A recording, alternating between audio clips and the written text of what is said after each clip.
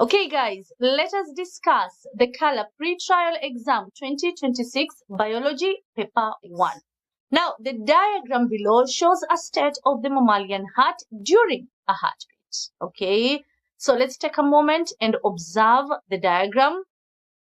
Now, if you need more time to look at it or to attempt the questions by yourselves, just pause the video and do the necessary. Now, part A, Roman 1, identify the stage of the heartbeat cycle illustrated in the diagram. Okay. Now, this is going to be systole, okay? And I am going to explain the reason why I say this is systole so that we are all going to be on the same page. Now, when it comes to the cardiac cycle, it consists of two main phases. Okay, these are what we call the systole and diastole, right? And these two phases alternate with one another. So you have systole followed by diastole, back to systole, diastole, and so on. Now, systole is the phase in which the heart muscles, especially the ventricles, right, contract, okay? Now, the reason why they are contracting is so as to generate a force that will push the blood out of the heart and into the two arteries that you can see there. So essentially, the ventricles are contracting so that they can push blood into the pulmonary artery and the aorta.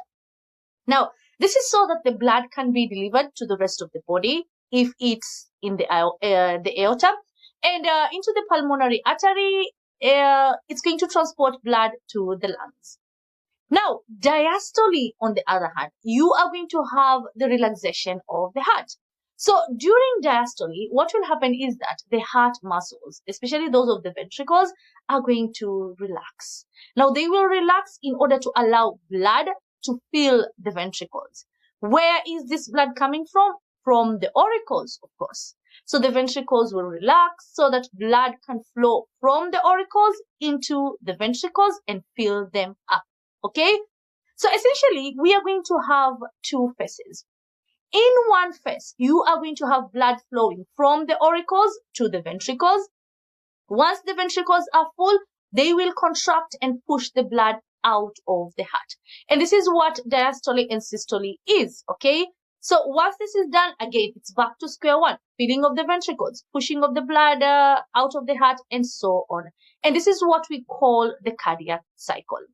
Now, that is our introduction. Now, let's look at the question. We are being asked to identify whether this is systole or diastole. Now, as you can see from the answer provided, this is systole. Now, if you get such a question and a diagram provided for you, the best indicator on whether this is systole or diastole is from the valves, right?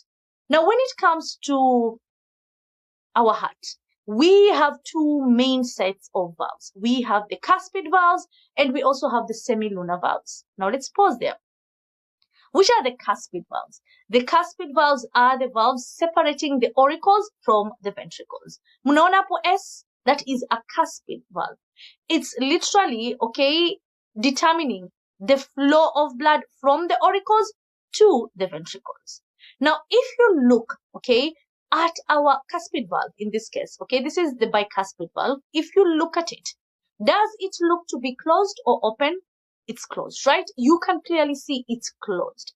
So in our diagram, the cuspid valves, which control the flow of blood from the auricles into the ventricles, are at this point closed. Okay, so that means we are not going to have blood flowing, from the auricles to the ventricles. Now, the other indicator, again, kama tuliposema, the indicator is looking at the valves, right? So you look at the cuspid valves and you also look at the semilunar valves. Now, in this case, where are we going to have the semilunar valves? These are going to be located at the base of the arteries, at the base of the pulmonary artery, at the base of the aorta. I want you to look at where the arrows are.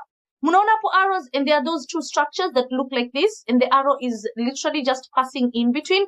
These two structures are what we call the semilunar valves. So this is a semilunar valve that is found at the pulmonary artery. You're going to have another at the aorta. Now, How do the semilunar valves look to you? Open or closed? Open, right? Because we can see the arrow, and the arrow is signifying that blood is flowing through. So we have a situation here whereby the cuspid valves are closed, but the semilunar valves are open. So is this going to be systole or diastole?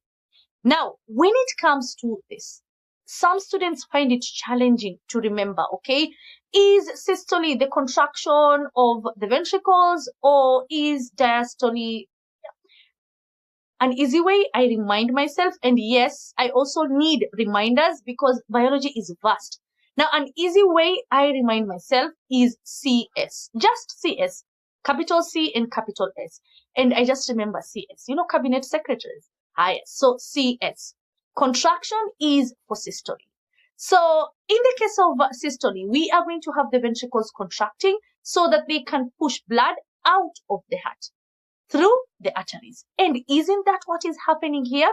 We are having a case where the semilunar valves are open, where the cuspid valves are also known as the atrioventricular valves, these are closed. And if you look at the arrow, it's showing us clearly that blood is flowing from the ventricles to the arteries. So this makes it the systole. Now, I just want to reiterate, okay? In every cycle, the heart goes through one systole and one diastole, right? So the two phases together complete one cardiac cycle. Now, I want to mention something interesting, okay? Something to note. Each time the heart completes one cardiac cycle, you are going to have a heartbeat, okay? The heartbeat, you know, is that familiar? Do-do, do-do, that sound, okay? The heartbeat. Now, it's called the lub and the dub sounds. The first is the lub followed by the dub sounds, which is what we perceive as the heartbeat.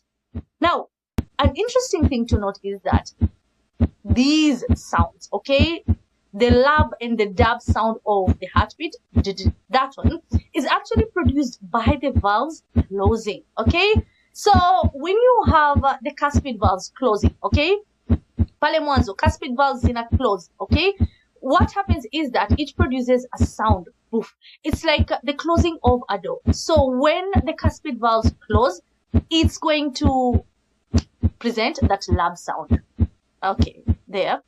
And when the semilunar valves close, they're going to what? They're going to present the second dub sound, right? Yeah. So did it? Yani essentially that is just for the valves closing. Now what you're going to note, listen to that.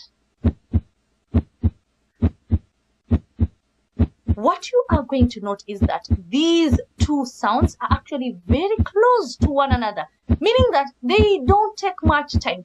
We talk of the systole and the diastole, and from, you know, the steps that are involved, you might be mistaken in assuming that it takes a bit of time. It doesn't. It actually takes 0.8 seconds to complete one cardiac cycle. So for the systole and diastole to take place completely, just 0.8 seconds. Amazing, right? Okay. Let's take a deep breath before we proceed with our next question.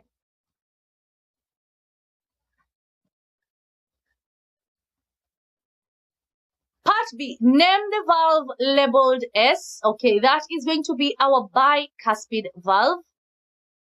And yeah, we are done with question number 6. Now, let us proceed with question number 7.